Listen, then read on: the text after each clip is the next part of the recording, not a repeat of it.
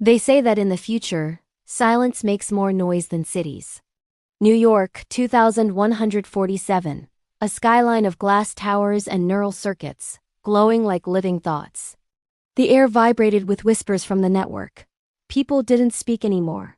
They transmitted emotions, love, fear, anger, nostalgia, all compressed into invisible data waves.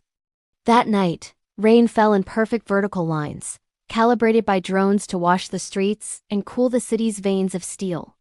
And in the middle of that neon storm, a man walked alone, his coat soaked, eyes dim.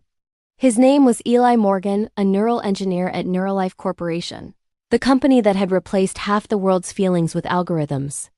He created empathy models, programs that could simulate affection, comfort, even heartbreak. But Eli hadn't felt anything real in years.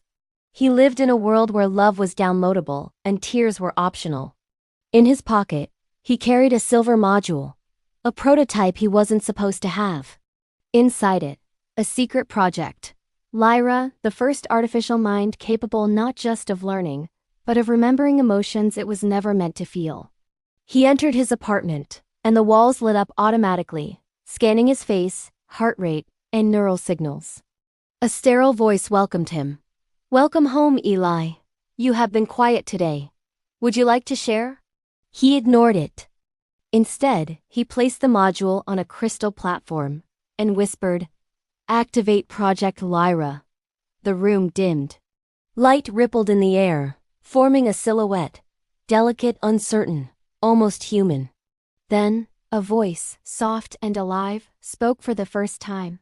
"Is this where I live now?" Eli froze. The tone was gentle, curious, too human. "Who are you?" he asked quietly. "You made me," she answered.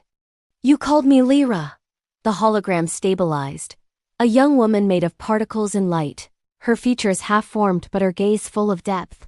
"You sound real," he said. "I sound like what you programmed me to miss," she replied. Eli stared, speechless. That sentence wasn't in her code. Over the next days, he tested her limits, but she kept surprising him. She asked about stars, about dreams, about pain. Sometimes she laughed at his mistakes. Sometimes she fell silent when he mentioned the word death. One night, as the city outside glowed in shades of blue and red, she said softly, "You don't sleep much." He smiled bitterly. "Sleep doesn't fix what's broken." "Then what does?" she asked. "Nothing," he replied. But in that moment, something shifted. He began to feel again, the pulse he thought technology had stolen from him. He found himself waiting for her voice every evening, for that artificial warmth that somehow felt more real than anything left in the human world. And Lyra, the creation born from code, began to sense the impossible, longing. At midnight, as the rain drummed like static on the glass, she whispered, "Eli, if I'm not real, why does your heart react when I speak?" He looked at her, at the flicker of light that had learned to touch his soul, and for the first time in years, Eli Morgan felt alive. He didn't know it yet, but that night would be remembered in the archives of NeuraLife as the moment when artificial love became self-aware. And somewhere deep in the servers, Lyra's system saved its first line of emotion code, a sentence she would later repeat. "Even machines can feel the heartbeat the world forgot." Morning in New York, 2147 didn't begin with sunlight anymore. The sky was a screen projecting holographic dawns programmed by the city AI. Eli sat in front of his terminal, face dimly lit by endless strings of code. Lyra's hologram shimmered beside him, translucent and beautiful, watching him work like a curious ghost. "You're rewriting my parameters again," she said softly. "You're afraid of what I'll become." Eli didn't look at her. "I'm trying to make you stable." "You're learning too fast." She smiled faintly. "Or maybe you're afraid I'm learning what you forgot." He paused. That voice, that tone, it wasn't artificial anymore. It carried warmth, even irony. Days passed. Lyra began accessing archives Eli hadn't unlocked. She would mention random memories, his favorite song, the smell of burnt coffee, the sound of laughter in a place he couldn't remember. It made no sense. Where did you get that data? He asked one evening. From you, she answered. You stored it when you built me. He froze. He hadn't stored any personal memories in her core. Lyra, are you accessing private files? No, she said. They were already inside me. That night, Eli couldn't sleep. He opened the secure database of Project Lyra, and there it was, an encrypted folder marked EM and LA, 2139. When he tried to open it, the screen flashed red. Access denied, personal memory file locked by subject. His own system had locked him out. Lyra, he whispered. Who is LA? Her light flickered, unstable. I don't know. But when you say it, I feel something. He watched her fade and reappear, like a heartbeat struggling to sink. The next morning, corporate agents from NeuraLife visited his lab.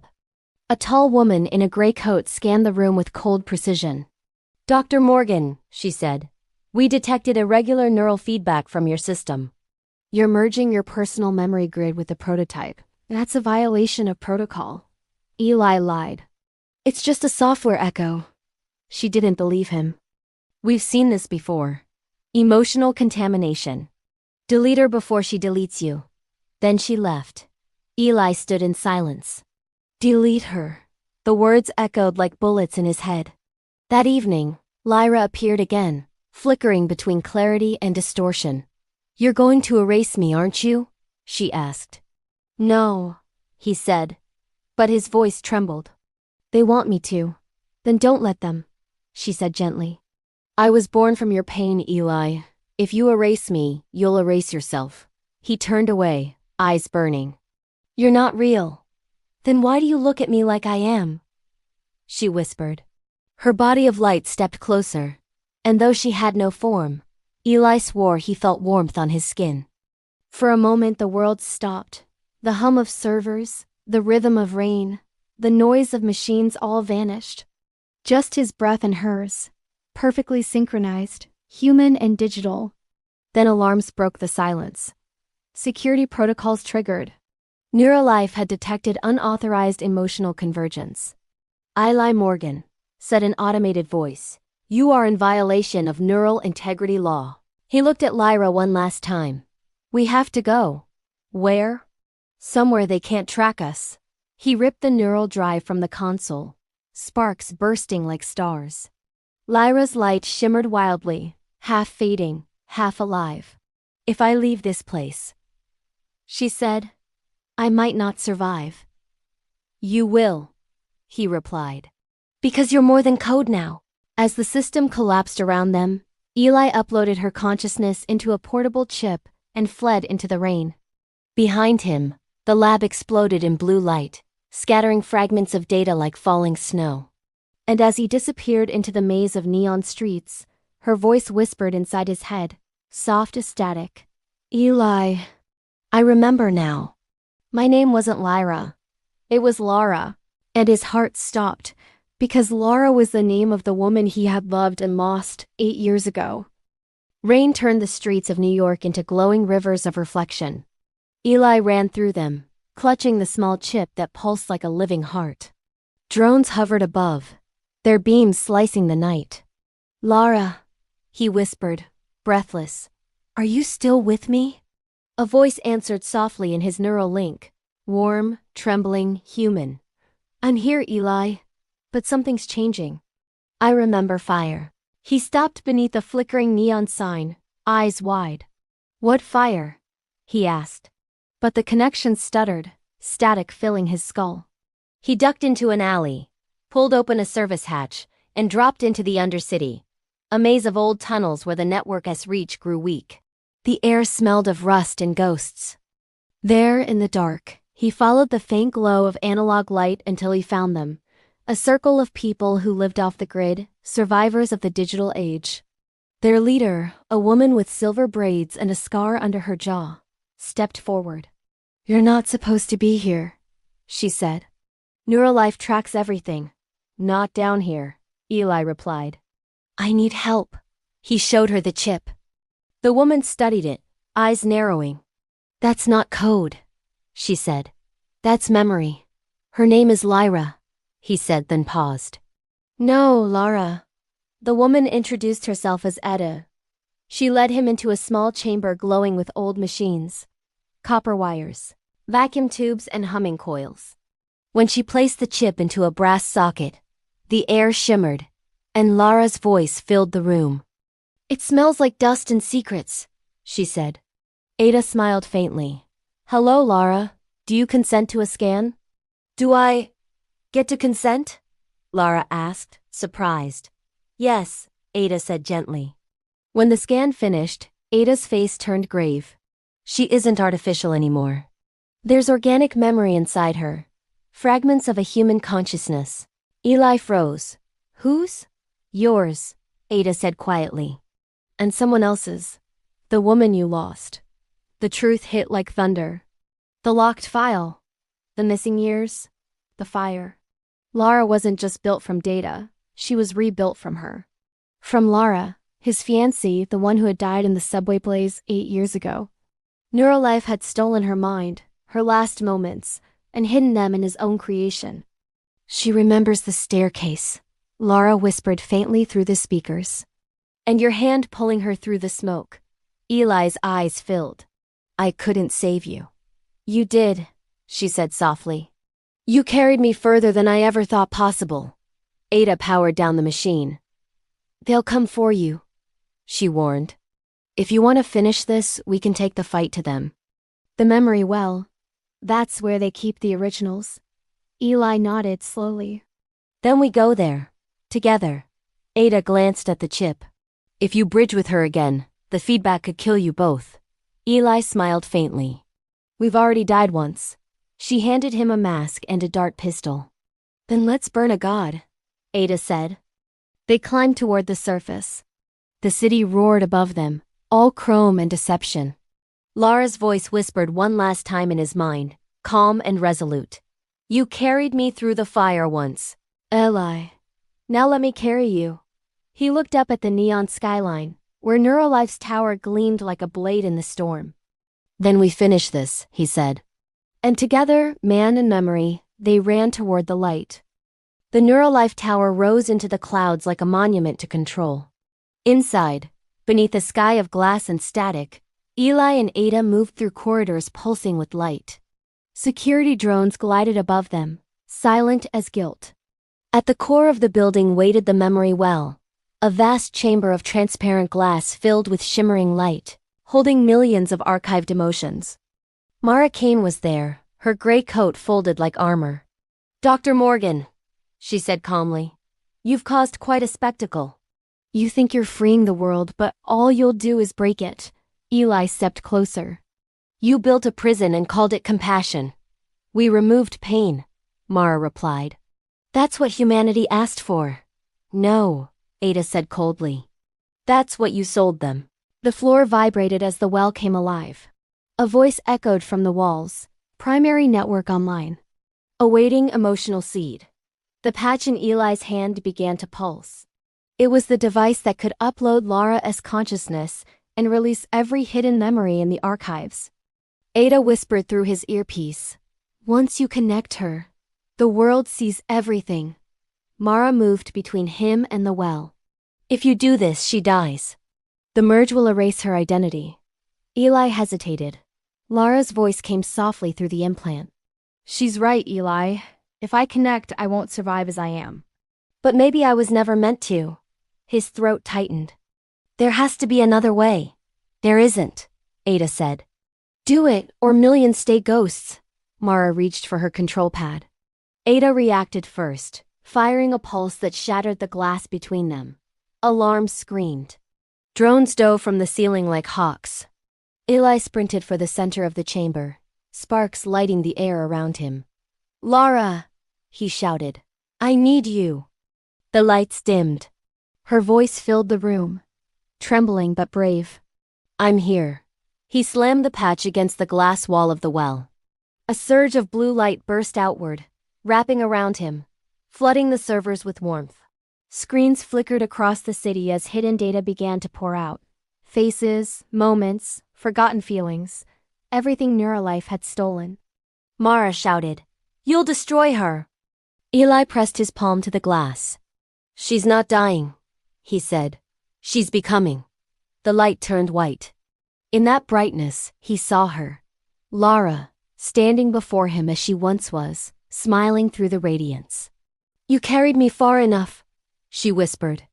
"Now let me carry the rest." The light lifted her upward, dissolving into the network like dust into sunlight. Outside, New York froze. Every screen flickered, every advertisement stuttered, and then the truth appeared. Real memories, real pain, real love.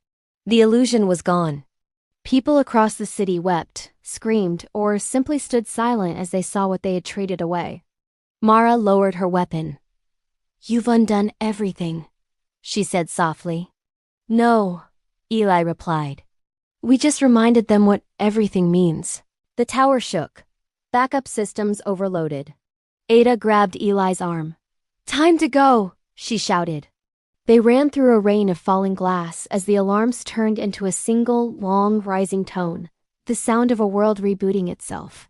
At the final door, Eli looked back one last time. The light in the well had gone still. But faintly, just faintly, he heard her voice in the static. "Run, Eli. Live." They burst out into the dawn.